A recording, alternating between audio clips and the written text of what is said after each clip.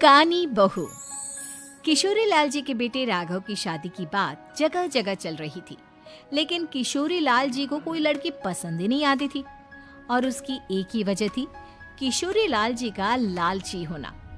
उनको लड़की वालों से मोटा दहेज चाहिए था और इसी चक्कर में एक दिन वो एक बहुत पैसे वाले के घर अपने बेटे का रिश्ता लेकर पहुंचे। उस आदमी का नाम था ओम प्रकाश। देखिए किशोरी लाल जी, मेरी एक ही बेटी है और मेरी सारी संपत्ति जायदाद सब कुछ मेरी बेटी नैना का ही है। पापा, नाम से लगता है बहुत खूबसूरत होगी। कितना अच्छा नाम है ना, नैना। ओ वैसे बात तो सही है आपकी। अब इतना पैसा है, जमीन जायदाद है, इकलौती बेटी, आप भी क्या करेंगे? सब कुछ उसे ही देंगे ना। बिल्कुल ठीक पहचाना आपने। बस बेटी की शादी और सारी जायदाद उसके नाम। पापा, बिना देखे हाँ कर दीजिए ना। इतना अच्छा रिश्ता फिर कहाँ मिलेगा? माला माल हो जाएंगे हम। मैं अपनी बेटी को बुलाता हूँ। अरे नहीं नहीं नहीं नहीं, आपकी बेटी का नाम नैना है, सुनकर ही लगता है बहुत सुंदर होगी। रहने दीजिए अंकल, मैं तो आपकी बेटी के नाम से ही इतना खुश हो गया हूँ कि उसे बिना देखे शादी करने को तैयार हूँ। अब तो मैं उसका चेहरा सीधे शादी के बाद ही देखूंगा। और इस तरह राघव नैना का चेहरा नहीं देखता और उससे शादी कर लेता है। शादी के बाद अपनी सुहाग रात पर जब राघव नैना का घूंघट उठाकर देखता है तो नैना की आंखें बंद थी। कितने खूबसूरत हो तुम नैना, जरा अपनी आंखें खोलकर मेरी तरफ देखो तो सही। नहीं, मुझे शर्म आती है। अरे मैंने तुम्हें शादी से पहले भी नहीं देखा, और अब अगर तुम आंखें खोलकर मुझे देखोगी भी नहीं तो मुझे अच्छा कैसे लगेगा? इससे पहले कि नैना अपनी आंखें खोलकर राघव की तरफ देखती, अचानक से लाइट चली गई और राघव नैना को पूरी तरह से देख भी नहीं पाया। अगली सुबह नैना राघव के लिए नाश्ता बनाकर लेकर आई। अरे ये क्या, आधा पराठा सेका हुआ है और आधा बिल्कुल कच्चा। ये तुमने क्या किया नैना?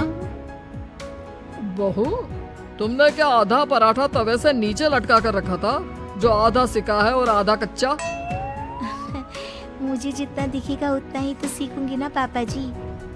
जहाँ जहाँ मुझे नजर आ रहा था वहाँ मैंने सीख लिया, जहाँ जहाँ नहीं दिखा वहाँ कच्चा रह गया होगा।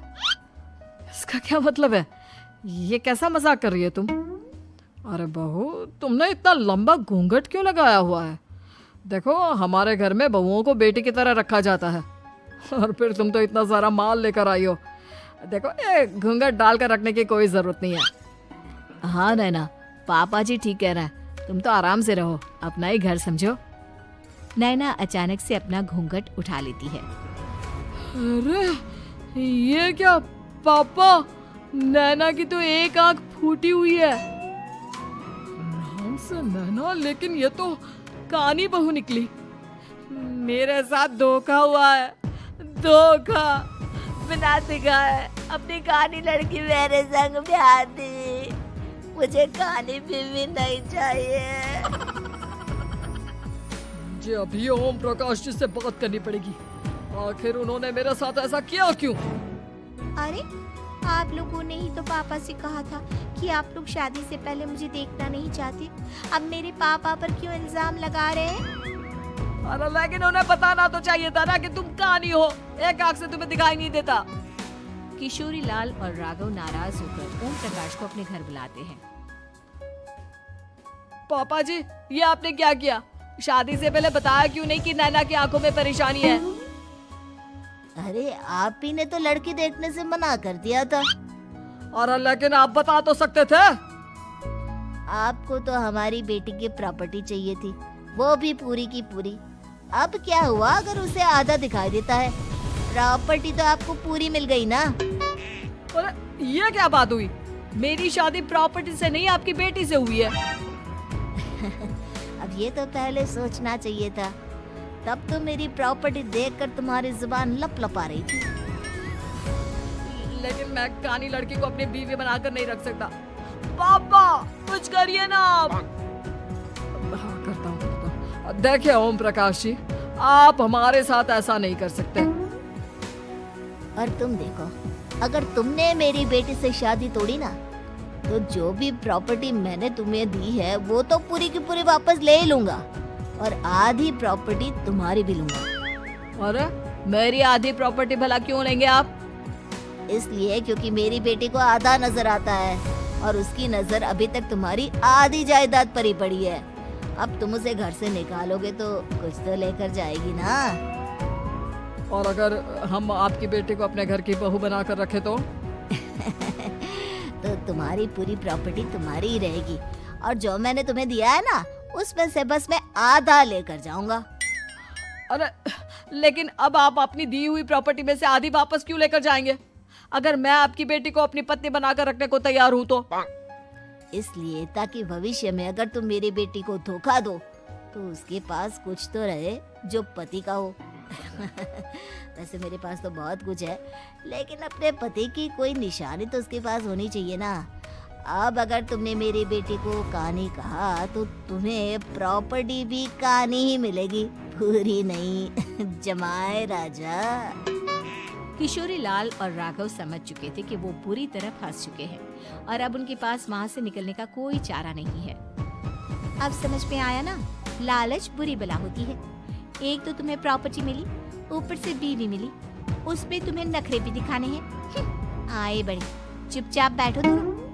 कुछ दिनों के बाद नैना राघव की कार लेकर बाजार घूमने निकलती है और जब कार लेकर वापस आती है, ये क्या? एक तरफ से मेरी गाड़ी पूरी खराब हो चुकी है। लगता है तुमने मेरी गाड़ी को किसी दूसरी गाड़ी के साथ एक्सीडेंट किया है। अरे कितना बड़ा नुकसान कर दिया तुमने बहू। वो क्या है ना पापा जी, मुझे एक आंख से दिखाई नहीं दे रहा था, सामने से गाड़ी आ रही थी। मुझे तो सिर्फ आधा ही दिखाई दिया और वो गाड़ी मेरी कार से रगड़ती हुई निकल गई। अब मैं क्या करूं बताओ? आप इसे ठीक कराने के पैसे कौन देगा? तुम्हारे पापा? तुमने मुझसे इस तरह से बात की? अभी रुको। नैना राघव की शिकायत ओम प्रकाश को कर देती है। देखो राघव, अब जो मेरी आधी प्रॉपर्टी तुम्हारे पास थी ना, उसमें से आधी और मैं लेकर जाऊंगा, क्योंकि तुमने मेरी बेटी को डांटा। अरे नहीं नहीं पापा जी, गलती हो गई, माफ कर दो।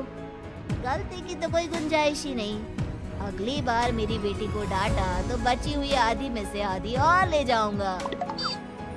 लालच के चक्कर में हम दोनों ने बहुत बड़ी गलती कर दी बेटा। एक तो तुम्हें कानी बहू मिली और ऊपर से जो माल मिला वो भी काना। इस तरह राघव की हर एक गलती पर ओम प्रकाश उसकी प्रॉपर्टी का आधा आधा हिस्सा लेकर अपना सारा माल वापस ले गया और राघव को कानी बीवी से काम चलाना पड़ा। भाई लालच वाकई में बुरी बला है।